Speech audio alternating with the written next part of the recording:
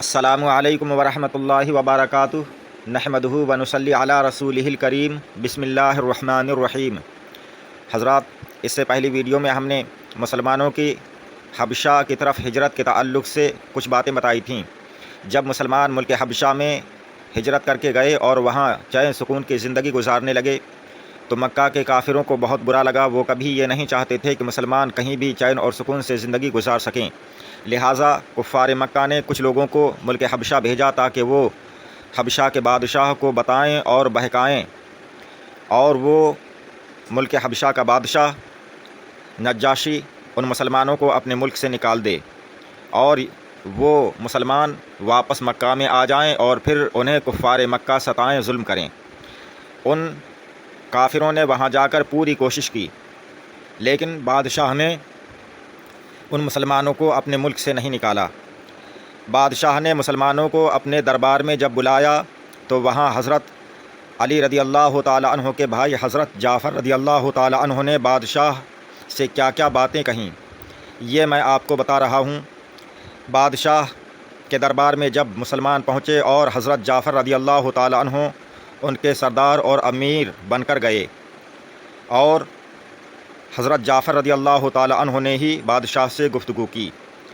حضرت جعفر رضی اللہ تعالیٰ عنہ نے کہا کہ اے بادشاہ، ہم لوگ ایک جاہل قوم تھے، شرک و بت پرستی کرتے تھے، لوٹ مار، چوری، ڈکیتی، ظلم و ستم اور طرح طرح کی بدکاریوں اور بدعمالیوں میں ہم مبتلا تھے۔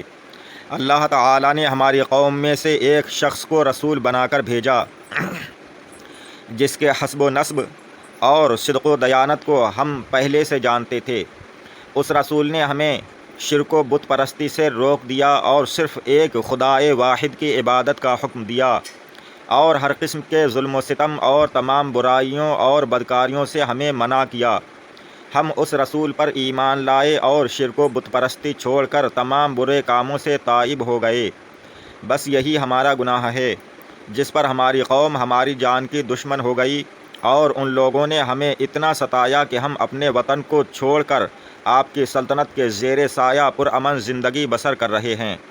اب یہ لوگ ہمیں مجبور کر رہے ہیں کہ ہم پھر اسی پرانی گمراہی میں واپس لوٹ جائیں۔ حضرت جعفر رضی اللہ تعالیٰ عنہ کی اس تقریر سے نجاشی بادشاہ بے حد متاثر ہوا۔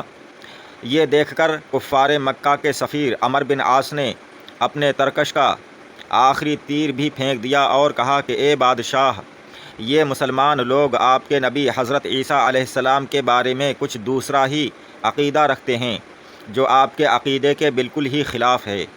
یہ سن کر نجاشی بادشاہ نے حبشہ کے بادشاہ نے حضرت جعفر رضی اللہ تعالی عنہ سے اس بارے میں سوال کیا تو آپ نے سورہ مریم کی تلاوت فرمائی۔ کلام ربانی کی تاثیر سے نجاشی بادشاہ کے قلب پر اتنا گہرا اثر پڑا کہ اس پر رقت طاری ہو گئی اور اس کی آنکھوں سے آنسو جاری ہو گئے۔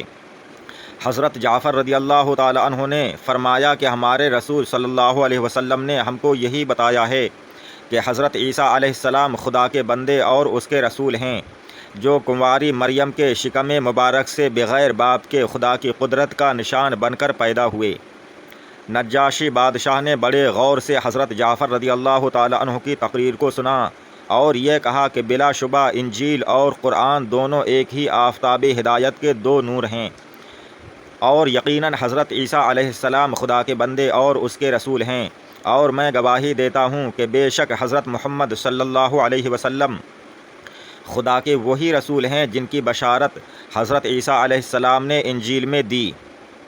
اور اگر میں دستور سلطنت کے مطابق تخت شاہی پر رہنے کا پابند نہ ہوتا تو میں خود جا کر مکہ شریف جا کر رسول اکرم صلی اللہ علیہ وسلم کی جوتیاں سیدھی کرتا اور ان کے قدم مبارک دھوتا۔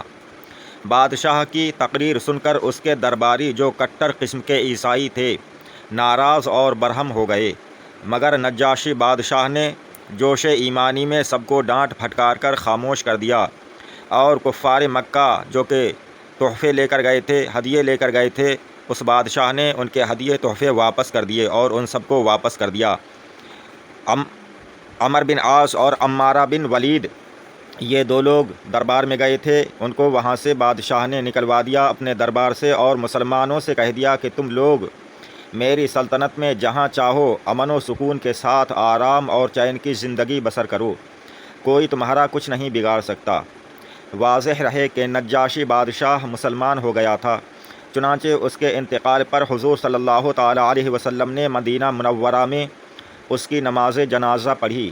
حالانکہ نجاشی بادشاہ کا انتقال حبشہ میں ہوا تھا اور وہ حبشہ ہی میں مدفون بھی ہوئے تھے، مگر حضور صلی اللہ تعالیٰ علیہ وسلم نے غائبانہ ان کی نماز جنازہ پڑھ کر ان کے لیے دعائے مغفرت فرمائی۔ باقی واقعہ انشاءاللہ تعالیٰ اگلے ویڈیو میں بیان کریں گے۔ آپ حضرات ہمارے چینل سے جڑے رہیں۔ اگر آپ نے ہمارے چینل کو سبسکرائب نہیں کیا ہے تو سبسکرائب کر دیں۔ السلام علیکم، خدا حافظ۔